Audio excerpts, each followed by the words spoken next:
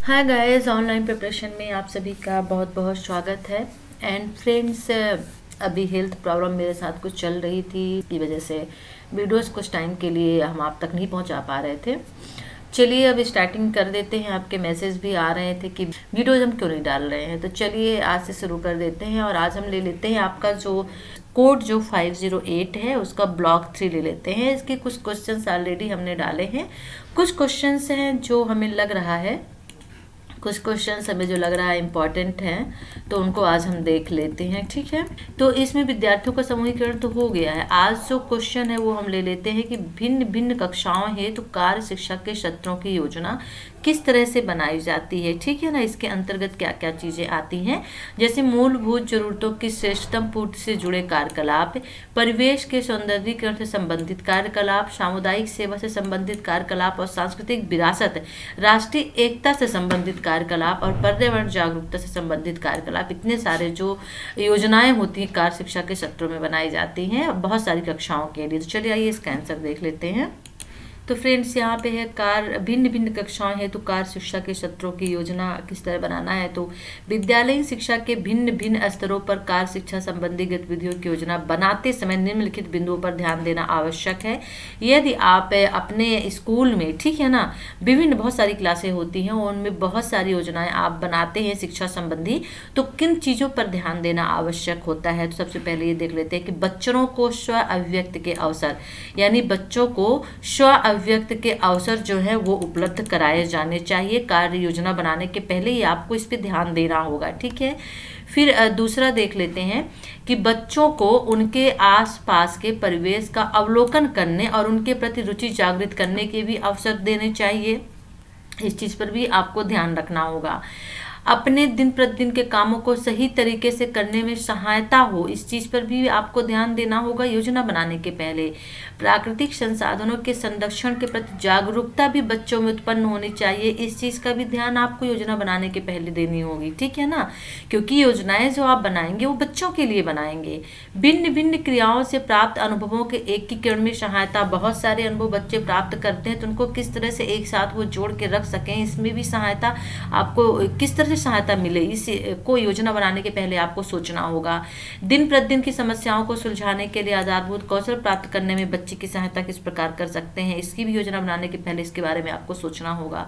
और समूह में रहने और दूसरों की सहायता करने से संबंधित जो सकारात्मक दृष्टिकोण उत्पन्न करने में मदद, जब बच्चे समूह में रहते हैं, दूसरों के साथ में रहते हैं तो बहुत कुछ वो सीखते हैं ना, पॉजिटिव थिंकिंग वो लाते हैं। तो उस तरह से किस तरह से उनमें मदद हो, ये भी योजना बनाने के पहले आपको सोचने होंगे। जितने काम है योजना बनाने के पहले, इतने बिंदु हैं जिन पर आपको ध्यान देना आवश्यक है।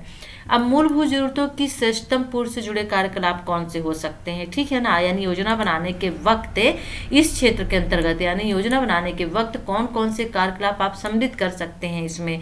तो जैसे स्वास्थ्य एवं स्वच्छता को आप सम्मिलित कर सकते हैं इसमें, ठीक है ना, कि व्यक्तिगत सफाई के प्रति जागरूकता बच्चों में लाना, अपने काम में आने वाली वस्तुओं की सफाई एवं रख रखाव बच्चों को बता सके कि आप भी खाना खाएं तो हैंड वॉश करके आप खाना खाइए, अपने कपड़ों को आप नीट एंड क्लीन रखिए। ठीक है ना, आप जिस जगह पे घर पे रह रहे हैं अपने रूम को, अपने बिस्तर को आप साफ सुथरा रखें।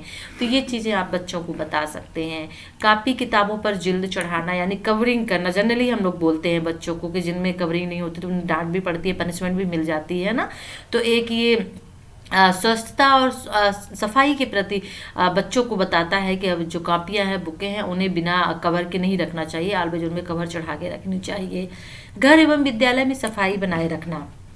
घर का मतलब आप डस्टबिन का यूज करिए। यदि आप घर में हैं तब भी आप जो कचड़े हैं वो डस्टबिन में फेंकिए, रूम में या घर के बाहर आसपास मत फेंकिए, किसी घर के आजू बाजू में मत फेंकिए। ठीक है, में आप हैं तो आप डस्टबिन का यूज करिए। यहाँ वहाँ कॉर्नर में कोई चीज़ें नहीं फेंकनी चाहिए, टेबल के नीचे, बेंच के नीचे नहीं फेंकनी चाहिए। घर में है तब भी आपको वहाँ डस्टबिन का यूज करना चाहिए, सफाई रखनी चाहिए। छोटी मोटी मरम्मत, टाट पट्टी, बुक रैंक, दरी, पोस्टर, कैलेंडर, चार्ट पेपर या अन्य तस्वीरों का रख रखाव करना भी बच्चों को सिखाना चाहिए। अब भोजन एवं कृषि के अंतर्गत यदि आप इससे संबंधित योजना बना रहे हैं तो इसमें आप क्या चीजें रखेंगे, तो विभिन्न प्रकार के जो बीज होते हैं, वन उत्पाद होते हैं, खाद एवं मिट्टी की पहचान बच्चों को होनी चाहिए। अब आपने पूछ लिया किसका पेड़ है तो आम का, लेकिन बच्चे बता ही नहीं पा रहे हैं, या कटहल का पेड़ है या अमरूद का, किसी का भी पेड़ है, तो उसकी पहचान बच्चों को होनी चाहिए। मिट्टी की कौन सी है, लेटेराइट है, ब्लैक है, कौन सी मिट्टी है, इसकी पहचान बच्चों में होनी चाहिए। ठीक है। कृषि के काम में प्रयुक्त सामान उपकरण, कृषि उत्पादों एवं खाद की पहचान बच्चों में होनी चाहिए कि कौन से औजार हैं, टूल्स हैं, किस चीज के लिए यूज किए जाते हैं। कंपोस्ट खाद के गड्ढे को तैयार करना, किस तरह गड्ढा, कितनी गहराई पे, कितनी चौड़ाई पे गड्ढा होना चाहिए। क्यारियां तैयार करना, यानी कि जनरली हम बागवानी जब लगाते हैं तो उसमें क्यारियां हम बनाते हैं फूलों को लगाने के लिए। अच्छे बीजों का चुनाव करना है ना, और बीज बोना, ये सभी चीज़ें आनी चाहिए। पौधों की देखभाल एवं रख रखाव जो बहुत बेहद ही जरूरी है, ये भी चीज़ जो है इसका भी ध्यान हमें योजना बनाते समय रखनी चाहिए। खाद्य एवं फल संरक्षण का, चाय, कॉफ़ी, जल जीरा आदि बनाना जो आसान होता है, बच्चे बना सकते हैं, तो ये चीज़ें भी उन्हें आनी चाहिए। ठीक है। और शरबत, अचार बनाना वगैरह, क्योंकि यहाँ पे एग्रीकल्चर की बात चल रही है। अब इसमें और आगे देख लेते हैं कि घड़े हैं, है ना, और मिट्टी का ड्रम, फूलदानों की सहायता से कूलर तैयार करने का प्रयास करना चाहिए। प्लास्टिक, जूट, डोरी आदि की सहायता से झींगा तैयार करना चाहिए। तो बहुत सी ऐसी चीज़ें कृषि के अंतर्गत हैं जो योजना बनाने के पहले आपको ध्यान देना होगा। ओके।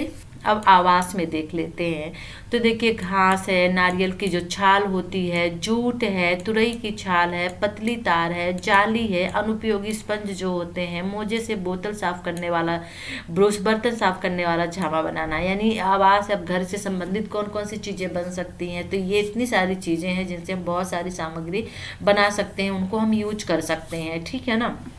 और जो रैक है, मेज है, कुर्सी, स्टूल, चारपाई, नल की मामूली मरम्मत करना ना, ये सभी चीज़ें बच्चों को आनी चाहिए, उनको इसका नॉलेज होना चाहिए हल्का फुल्का सा।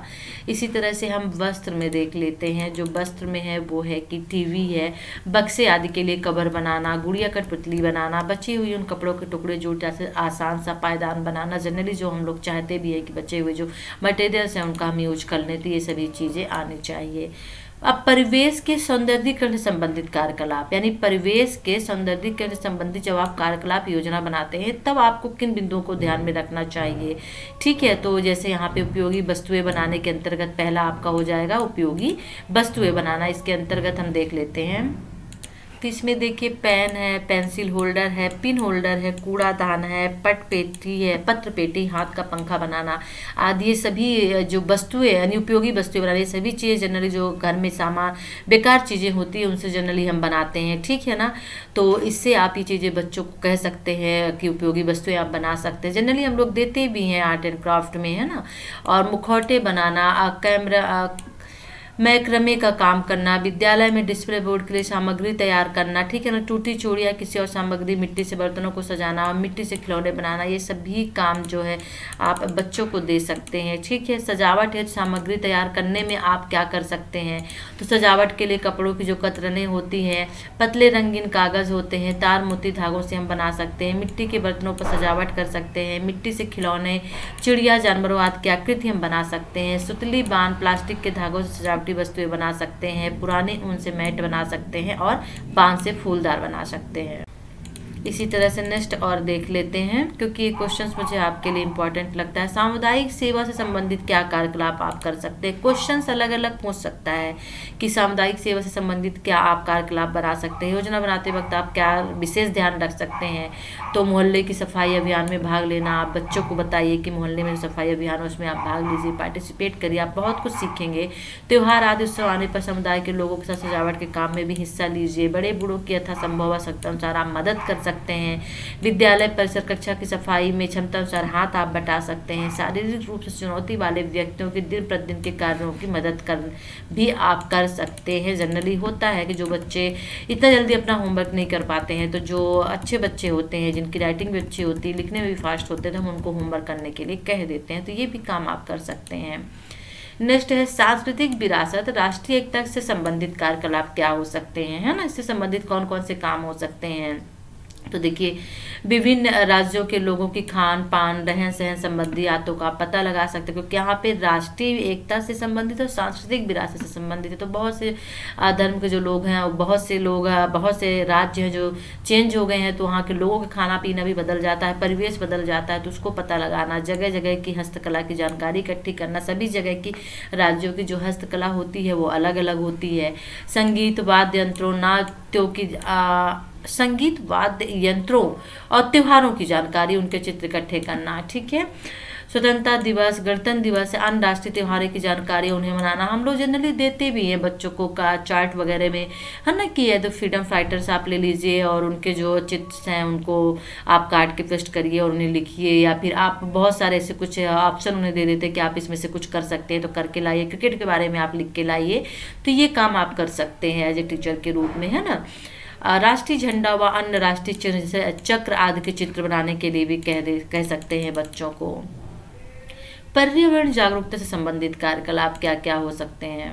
तो पर्यावरण में देख लेते हैं पर्यावरण जागरूकता से संबंधित क्या कार्यकलाप हो सकते हैं। तो पर्यावरण प्रदूषण से संबंधित चित्र समाचार एकत्रित करने के लिए आप कह सकते हैं बच्चों को। और पर्यावरण को प्रदूषित करने वाले कारकों के चित्र बनाकर उन्हें बुलेटिन बोर्ड पर लगाना, टैग बोर्ड जो होता है उस पर लगाने के लिए आप कह सकते हैं। और ये होता भी है, क्लास बाई क्लास जो होते हैं वो बटे हुए होते हैं, किस क्लास इस डे ये क्लास जो है वो टैग बोर्ड पर ये लगाएगा। पर्यावरण प्रदूषण से संबंधित नारे बनाना, उन्हें लोगों तक पहुँचाना भी आप ये कर सकते हैं। बच्चों से कह सकते हैं पर्यावरण प्रदूषण के हानिकारक प्रभाव से संबंधित चार्ट बनाना, ये क्रियाकलाप होते हैं। पर्यावरण जागरूकता से संबंधित वन महोत्सव, वृक्षारोपण से कार्यक्रमों में हिस्सा लेना। क्वेश्चन देखिए किस तरह से क्रिएट होगा, किस तरह से पूछता है। तो देखिए ये नीचे यहाँ पे दिया हुआ, जैसे क्वेश्चन प्रगत जांच में दिया है आपका कि परिवेश के सौंदर्यीकरण से संबंधित कोई 3 कार्यकलाप लिखिए। परिवेश के सौंदर्यीकरण से संबंधित, देखिए परिवेश का जस्ट अभी हम ऊपर पढ़ के ही आ रहे हैं ना, परिवेश से संबंधित 3 क्रियाकलाप आपको लिखने हैं। तो इसी तरह से समुदाय से भी पूछ सकता है, पर्यावरण से पूछ सकता है। ठीक है, ये परिवेश के सौंदर्यीकरण से संबंधित क्रियाकलाप क्या है, 3 लिखने हैं। इसमें पहला उपयोगी वस्तुएं बनाना दे दिया है, परिवेश के सौंदर्यीकरण से संबंधित। दूसरा सजावट हेतु सामग्री तैयार करना दे दिया है। ठीक है ना, एक के ही अंतर्गत 3 चीजें इसने बांट दी हैं। तो 3 क्रियाकलाप पूछा है। 3 क्रियाकलाप में से आप बड़े आराम से लिख सकते हैं उपयोगी वस्तुएं बनाना, इसमें आप मुखौटे बनाना, विद्यालय में डिस्प्ले बोर्ड बनाना। इनमें से कोई भी आप जितने ये दिए हुए हैं इनमें से आप कोई भी 3 लेके लिख दीजिए, देन उसको आप एक्सप्लेन कर दीजिए। ठीक है, एक यहाँ पे और देख लेते हैं जो क्वेश्चन आपका दिया हुआ है। क्वेश्चन दिया है कि सामुदायिक सेवा से संबंधित गतिविधियों की सूची तैयार करें। कक्षा 6 व 7 की 3 गतिविधियां लिखिए। देखिए अभी जस्ट हम सामुदायिक सेवा से संबंधित गतिविधियां देखिए, सामुदायिक सेवा से संबंधित गतिविधियां यहाँ पे है, 3 दिया है। 3 कोई भी इनमें से उठा लीजिए, उसको एक्सप्लेन करके आप लिख दीजिए। ठीक है ना, कक्षा 6 और 7 के हिसाब से। तो आपकी प्रगत जांच में 2 क्वेश्चन हो गए हैं, दोनों क्वेश्चन का आंसर जो है हमने ले लिया है। ठीक है, तो नेक्स्ट जो हमारा होगा वो होगा प्रारंभिक कक्षाओं के संदर्भ में कार्य शिक्षा के लिए सामग्री एवं चयन का संयोजन किस तरह से करते हैं। तो हम उसको ले लेंगे और उसको एक्सप्लेन करेंगे, आपको बताएंगे। ठीक है, और ये सामग्री में उपकरणों का भंडारण एवं प्रबंधन, ये वीडियो ऑलरेडी अवेलेबल है, प्लीज इसे आप वॉच कर लीजिएगा। ठीक है ना, चलिए फिर वीडियो कैसा लगा ज़रूर बताइएगा। और जैसे जैसे मेरा हेल्थ ठीक होता जाएगा तो मैं आपके लिए और ज़्यादा वीडियोस लेके आऊँगी। और आपके एग्ज़ाम मार्च में है, इसलिए थोड़ा सा भी मेरे ऊपर प्रेशर भी नहीं है ज़्यादा। तो वीडियो को लाइक करिए, शेयर करिए और अच्छा लगे तो कमेंट्स करिएगा। चैनल को सब्सक्राइब नहीं किया है, सब्सक्राइब कर लीजिए। नेक्स्ट वीडियो के साथ फिर आपसे मिलते हैं, तब तक के लिए टेक केयर, बाय।